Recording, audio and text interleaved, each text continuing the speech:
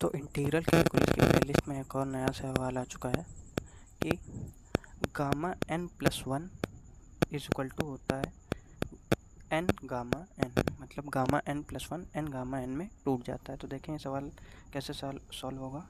तो सबसे पहले तो आप सभी को गामा की डेफिनेशन पता ही होगी कि वो क्या होती है।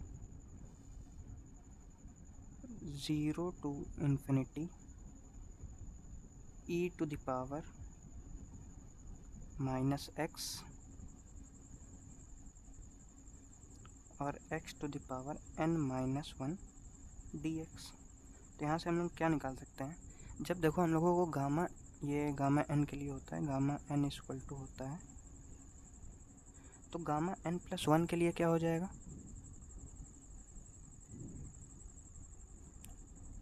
जहाँ पे ये x to the power n minus one है तो n की जगह क्या रिप्लेस हो जाएगा, n प्लस वन। तो n की जगह जब n प्लस वन आएगा तो प्लस वन और माइनस वन कट जाएगा, तो केवल क्या बचेगा, 0 to infinity e to the power minus x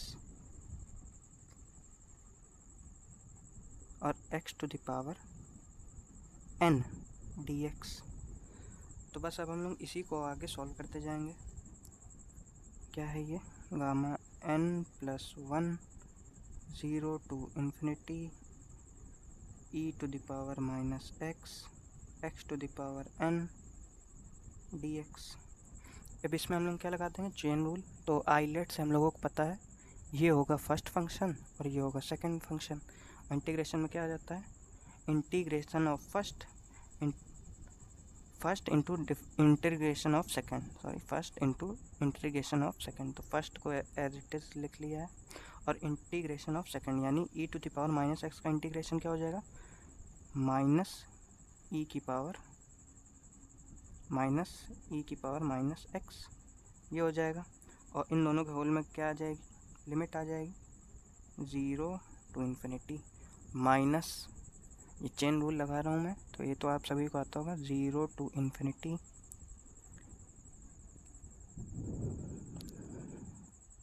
first into differentiation of second. अब दूसरे का डिफ्रेंसीशन क्या हो जाएगा, x to the power n का डिफ्रेंसीशन क्या हो जाएगा, n into x to the power n minus one, ये क्या हो जाएगा, इंटीग्रेशन हो जाएगा इसका, और dx। तो अब अगर हम लोग ध्यान दें तो यहाँ पे जब हम लोग लिमिट डालेंगे इस वाले में x to the power x की पावर इन्फिनिटी करेंगे, ठीक है, और e की पावर माइनस इन्फिनिटी करेंगे, तो ये तो जाएगा इन्फिनिटी की तरफ, ठीक है, और ये जाएगा जीरो की तरफ। तो जीरो इंटू इन्फिनिटी क्या होगा, तो ये तो हम लोग डायरेक्ट बता नहीं सकते हैं, तो इसमें आप लोग क्या लगाओगे, एल हॉस्पिटल रूल, तो उससे आपको आंसर मिल जाएगा जीरो।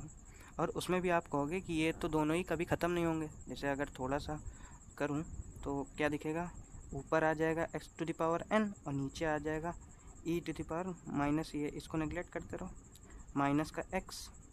तो ना नीचे वाला कभी ख़त्म होगा और ना ऊपर वाला कभी ख़त्म होगा, तो मतलब बार बार ऊपर भी इन्फिनिटी आ रहा है और नीचे ये प्लस है, सॉरी नीचे ले आया हूँ ना मैं, तो प्लस है, तो नीचे भी इन्फिनिटी है, इन्फिनिटी अपॉन इन्फिनिटी फॉर्म है, तो एल हॉस्पिटल लगा सकते हैं, लेकिन लगातार डिफ्रेंशिएशन करने पे भी ये ख़त्म नहीं होगा। तो हम लोगों को पता है एक्सपोनेंशियल फंक्शन होता है रैपिडली इंक्रीजिंग, और ये इससे कम होता है, इंक्रीजिंग ये भी है लेकिन इससे तेज़ी कौन इंक्रीज़ कर रहा है, एक्सपोनेंशियल फंक्शन। तो ये वाला ज़्यादा बड़ा है और ये उससे छोटा है, तो ये कहाँ पे टेंड करेगा, इन्फिनिटी पे जाके जीरो की तरफ टेंड करेगा, ठीक है। तो इसे डायरेक्ट जीरो मत कर देना कि zero into zero multiplied by infinity zero, ऐसा नहीं होता है। आपको बता दिया जीरो, तो और जीरो रखने पे तो जीरो आएगी, तो इसकी वैल्यू तो हो गई जीरो। और आगे सॉरी इंटीग्रेशन यहाँ पे मैंने नहीं किया था, तो इंटीग्रेशन में बस एक माइनस का सिंबल और आ जाएगा, और ये माइनस कट के हो जाएगा प्लस। तो अब आप लोगों को दिख रहा होगा क्या आ गया है, 0 टू इन्फिनिटी और n को कर लिया बाहर, क्या बचा, e to the power minus x और x to the power n minus one dx। और यही चीज़ तो क्या है, ये चीज़ जो लिखी है ये क्या है, ये तो गामा n है ना, तो हम लोगों को क्या आ गया, n गामा n, और ये हम लोग इस तरफ लेके क्या चले थे, गामा n प्लस वन। तो ये हम लोगों का क्या हो गया, प्रूफ हो गया है तुरंत।